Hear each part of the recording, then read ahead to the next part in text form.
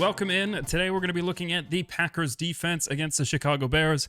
A pretty stout performance overall. Only 3 field goals given up, no touchdowns allowed. They contained Fields for the most part, even though he's been having a great second half of the season. Of course, his season is now over, but we're going to look at the Packers and how they perform. Some of their bright spots, lots of good rookies that are, really flourishing lately. So we're going to look at that. In particular, Carl Brooks, LVN, some of his positives, some of his negatives as well. And just kind of looking at the game plan that I thought they should do with Quay Walker, which is give him one job, be a spy, give him a blitz as well. So we're looking at some of those things that Joe Barry has adjusted and has actually been working out very well for the Packers. So let's dive into the film right now. All right, first play that we're going to look at here for the defense is just going to look at the interior. I think Kenny Clark has been playing out of his mind lately. Again, he's going to have a nice play here. I'll have it play through first, and then I want to watch it from the other angle. But good pressure up the middle. Unfortunately, Fields is going to get out and scramble and get a first down. It was a 3rd and 4 here, I believe. But this is just kind of showing what the defense had to go through. Clark with a good move. Gets pressure. I don't know how you don't call that a hold. I mean, there's just, how do you miss it? Especially when the white hat is down here and, he's got perfect vision of what's happening. He's watching the quarterback. That's his job. And you just see him get taken down. And even then, there's also a little bit of a grab on Wyatt. So we've got Tevin Jenkins there at left guard. He can't get away from him. He's held on the inside of his pads, so I don't know what you're expecting of these guys. So, I mean, it was a good push overall. I think the Bears got away with a couple holding calls there, but definitely something that, you'll see going forward is Kenny Clark is just continuing to play very, very well. All right, up next, we've got some true zones. This is something that I don't think that you should really be doing at the NFL level. And it's just kind of sitting back in true zones without playing any sort of match concept. So just want to go back to kind of the beginning here. And you'll see that this is somewhat of a cover 6 because you've got 2 guys that are back deep here. So they're essentially covering a 1/4 of the field each. And then you've got your half player on the other side. So this cover 6 is run very often in the Fangio scheme. But my biggest issue with this is just watching these linebackers. So when you watch these linebackers, Quay and Devondre Campbell, obviously they are watching for the play action, but the thing that bothers me the most is they don't look at any of the route concepts, and you can see there is just a man wide open right in the middle of the zone, and any NFL quarterback is going to be able to see that guy and just fire it in there. What I would like to see a little bit more, again, I've talked about this multiple times with Quay, is just when you give him a single job, he does very, very well. And right now in coverage, he is not playing well. And you could tell in the Carolina game, if you look at my Carolina review, he just got exposed very, very often. And I think, mostly Barry had a pretty good plan when it came to this game. He had a pretty good idea of how to run Quay. And this isn't it, right? You ask him to read the quarterback, play in zone, but being in a true zone in the NFL, not ideal because any quarterback is going to pick it apart. All right, up next, we've got a nice pass rush by LVN. We'll go back to the beginning.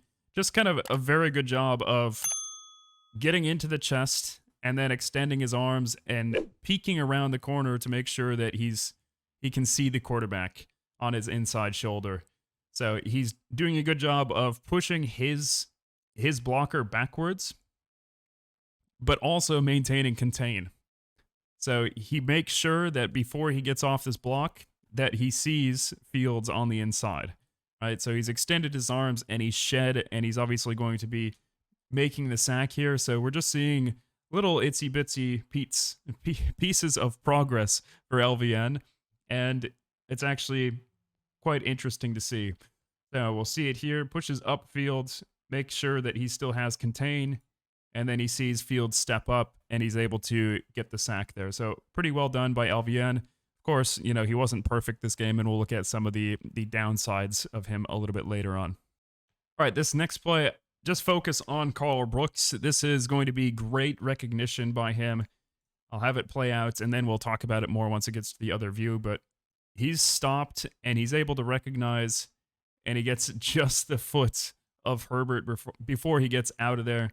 And this is just great job by Carl Brooks. He had a fantastic game, and I've been, super happy watching the film the past couple weeks. He's just really showing, how good he is as a pass rusher, for a late round pick, especially. And here he's got good play recognition, gets out there just enough to get on the foot and get a tackle to prevent what could have been a first down, a big play by the Bears. So just right to celebrate there, and a good job by him. And we'll look at a couple of his plays later on.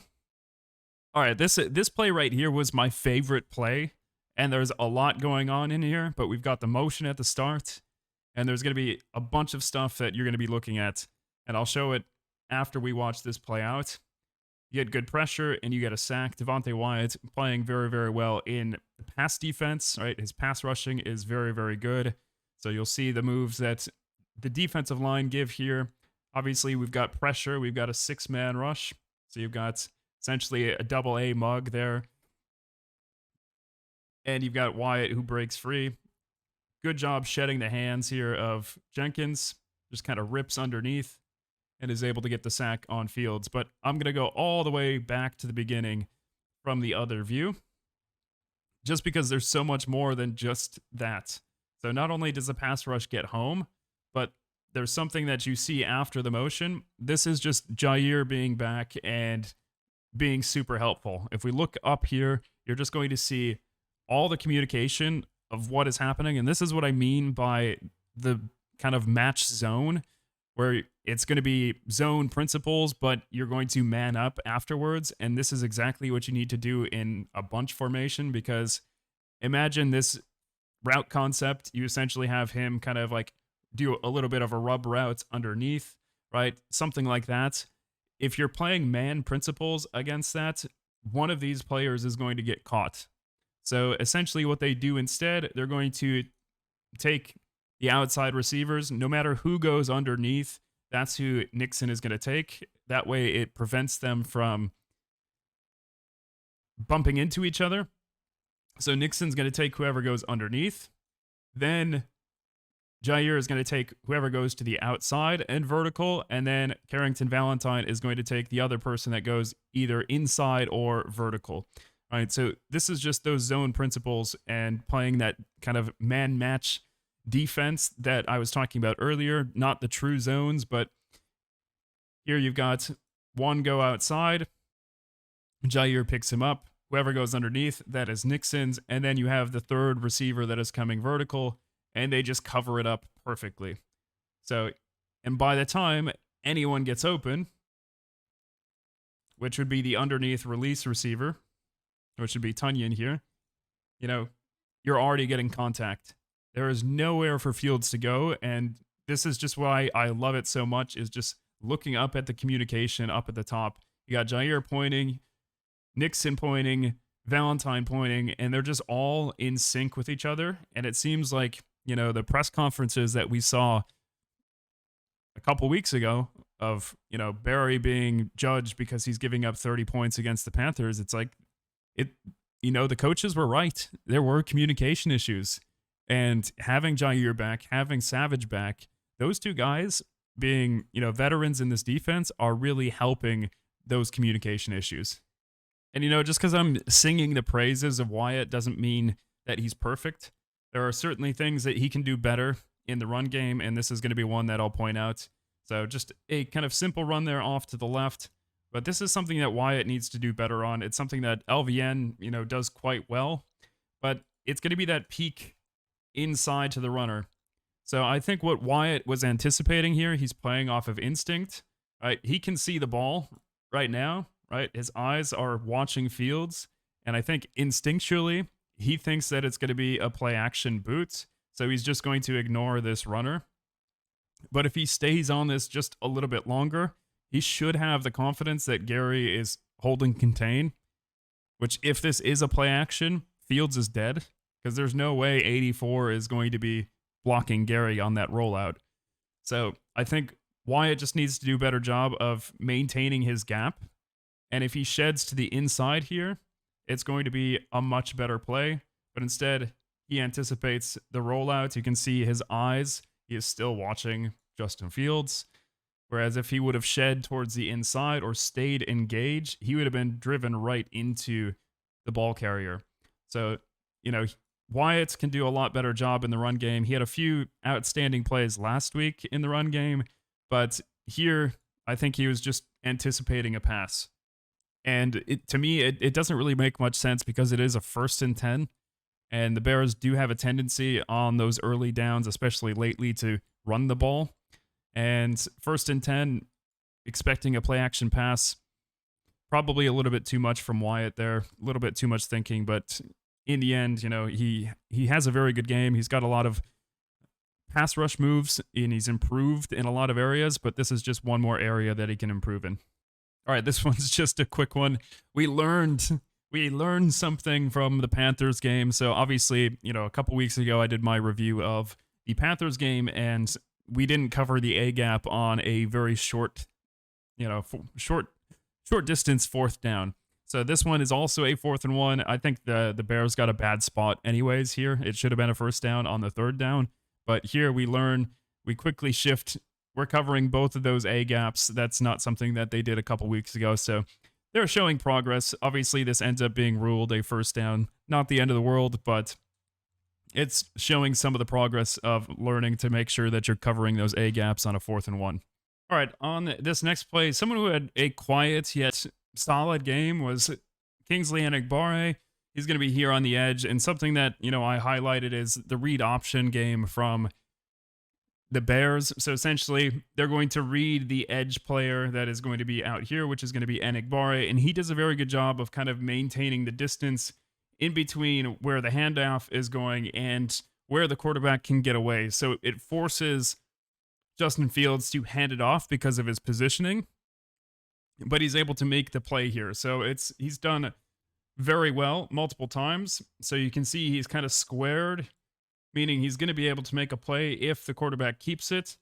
So he would have been able to crash down on the quarterback, but as soon as he sees the ball is in 24's hands, he crashes down and is able to make a play. So there are a few times this game that Enagbare played that very, very well. And I'm honestly not surprised that, he was in there quite often for these downs where the read option was going to be quite common. All right, here we've got a 3rd down. The Packers made a lot of big 3rd down plays. This is going to be another one of them.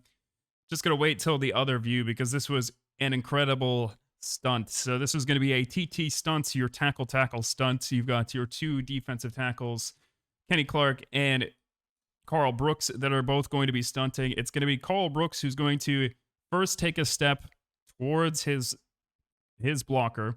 That way, he's going to have to react to him. And because he's already reacted to him, Carl Brooks is basically just going to move horizontally and crash into the center. And this guard is going to have to follow him. But what that does is going to create a gap in between the tackle and guard. And Clark is going to be able to kind of wrap around that and get a free gap. So we'll watch this play out from this angle. Just an excellent job by the rookie. You can see his first step is upfield, trying to get to that gap. So Tevin Jenkins has to block him. There's no other option. If he doesn't block him, it's just a free run. So because he has to block him, he drives him out. But now you've got 1-2 looking at Clark. And now Brooks is being pushed into the center. And there's just nothing that those guys can do to stop this. Just an excellent play by Brooks here. Of course, Kenny Clark shows up in the stat sheet getting that sack. But a lot of the work was done by Carl Brooks, which explains why he got such a high grade by PFF this week. I believe he had a 90.7 out of 100 from PFF, which is a fairly high grade from them. One of the things that Barry has been doing better with is bringing different pressure looks. This is going to be another one, but this is also something that I want to highlight with Quay Walker. This is something that I said, after the Carolina game, or even going into the preview last week, is give him one job and he's going to do it very, very well.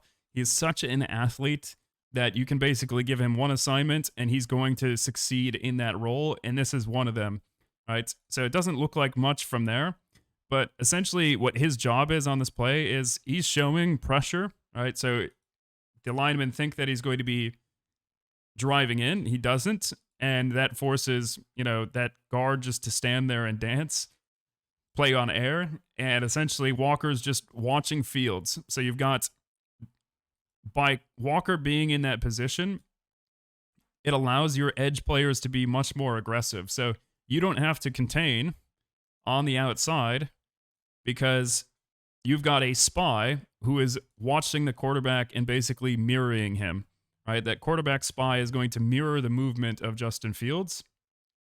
So you can let your edge rushers be as aggressive as they want. And of course, Preston Smith gets an arm on him, another arm from Carl Brooks, and then, of course, the tackle by Quay Walker there at the end. So just great job overall by the defensive front, and a good job by Joe Barry to actually kind of call this and make sure that Quay Walker is just a spy.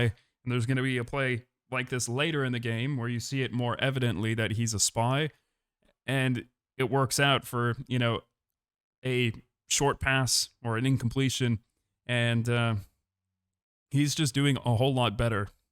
All right, here we are on another third down. This is 3rd and 10. This is going to be a play that everyone is kind of familiar with. We've got another cover 6 look, and we'll go back to the beginning. This is kind of why Good is looking for these athletic players that can recover, and this is, probably a little bit of bad instinct here by Valentine. He sees that there is a break to the outs, and they know that they can beat this because of this route concept. So essentially you have a couple players that are coming vertical here for the Bears. So you've got another vertical, one vertical, and the Packers are playing in cover 6. So I talked about cover 6 earlier. So you essentially have your deep halves there, and then you're supposed to have a deep half. So by challenging this post, you're forcing this safety to pay attention to it. And out here, you're going to have essentially a quarter flat where he's going to be responsible for the bottom part of this area, right? So he is supposed to be responsible for the shallow routes first. He bites on it. He realizes that there's nobody here in the flat, so he has to turn back and make a play just in case that safety isn't there. So good recognition on him to recover. And realistically, this should be a touchdown. 10 out of 10 times, that should be a touchdown. But the problem is Fields rushed his throw. I think he didn't consider how quick Valentine or how lanky Valentine is, and he just throws a bullet pass. But if he just lobs this to the corner, which is what you're meant to do, if you lob it towards that back pylon, there's no way that Valentine is going to be able to make up the distance and break up that pass. But forces Kmet to slow down, and it's an easy breakup for Valentine. So not really a great job by Fields. Good pressure on this down by Gary. Probably got grabbed a little bit there. And a good recovery by Valentine. Not necessarily ideal coverage at the start by biting on that fake out. But, overall, they get the stop. Forces a field goal. Been playing very well, but this is going to be one of the plays that he doesn't do that well. Again, he's going to bite on the run fake. Again, that read option, you're supposed to play the middle ground because you are the force contain player. If you do not maintain contain, you're going to give this free runner so much space, right? Which is what Fields gets. And I'm probably in the minority here, but I don't know how this isn't a penalty on Owens later on. So LVN trying to make a play, and then Owens, yes, he's leading with a shoulder, but you can, I don't know, it's kind of a, in the moment there, the refs weren't necessarily calling a lot of flags, but also probably wasn't necessary. But then again, with Fields as a runner all the time, you're never too sure if he is going to be putting a shoulder down or sliding, right? It looks like they're both kind of entering the slide at the same time. So there isn't really that, expectation. And you can see the ref here is basically saying shoulder, it wasn't helmet. So in real time, to me, it looked like a flag, but I guess, on the field, the refs weren't really calling anything this game. So just an interesting series all around because you've got that could have been a penalty that wasn't. You've got Fields on the ground here, maybe hurt, who knows? And then he stays on the field after being on the ground for a little while. He goes to the blue tent and then he comes back. It's just a weird sequence, taking him off the field after 3 plays because the spotter saw something, but how did he not see him right away? And instead it calls him off the field a couple plays later. It was just a very weird series and just kind of a weird officiated game all around. All right, here we've got Rashawn Gary just getting a paw up in the air. Knows he's not going to get home. It's a 3rd down, so it's going to be a quick throw. And does a very good job of batting that ball down. That's just very good coaching and also good recognition by him to bat it down. Of course, not ideal with the next play, him jumping off sides. It's not really something that surprises me, though, because I think it's something like 80%, something like 86% of his sacks come on 3rd or 4th down. So he's always trying to get a good jump on 3rd and 4th down. And of course, the Bears go for it on 4th down, 4th and 5, and they're able to get him to jump offside and get a free 1st down. So you've got that play. I don't have the offside. I didn't feel like I needed to put it in the video. Most of you watching the game knew that he jumped offside, but something that the Packers have done well lately is making sure, even if they're not getting pressure, that they're paying attention to the quarterback's eyes. Right, Gary, paying attention. He's got the ball cocked back. What do I need to do? I need to get my hands up, and he's able to bat the ball down. So very good job by Gary there. And this is going to be the second to last play. This is just going to be highlighting Carl Brooks. He does a fantastic job here getting to the quarterback. And again, this is going to be another late game, big play that we saw on the Bears' final drive. Just the move that he puts on here is incredible. So keep an eye on him on the right side. Sets him up outside. So we'll kind of look at this here. So he's going to attack his outside shoulder, and that's going to basically give him enough room to quickly counter. So he must have been kind of setting this up throughout the game, which is why Tevin Jenkins kind of bites out to the outside. He oversets himself, and Carl Brooks just gives him a quick swim move to the inside. And it really helps that Kenny Clark has been playing well, because just look at the attention that he garners as well. So Kenny Clark on the other side, he's going to grant a double team here because he goes inside. You can see the guard also checking on Gary. I'm sure that he's supposed to be, first inside out, as most blockers are. You're supposed to check for the inside pressures first, and then you check the outside afterwards. So he's checking that, but it's already too late as his quarterback is getting hit. So just an outstanding move here by Carl Brooks, setting him up, going upfield, outside shoulder, and then quickly swiping the hands away. Just good use of hands there to swipe and swim over and get a sack in a critical moment of the game. And then the last play is just going to be Preston Smith up here at the top. So we know that this is going to be that long 3rd down conversion attempt from 3rd and 22 late in the game. And Preston Smith, not getting the quarterback, recognizes what's being called and is able to jump up just enough to force a bad throw. So just overall, very, very good job by the Packers team here.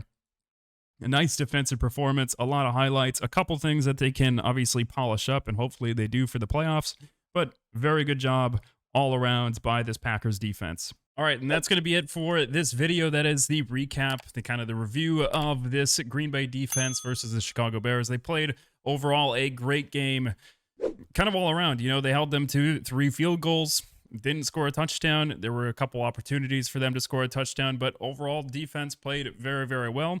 Got lots of pressure, contained Fields for the most part, basically contained DJ Moore other than a few kind of crosser routes that he had in zone coverage.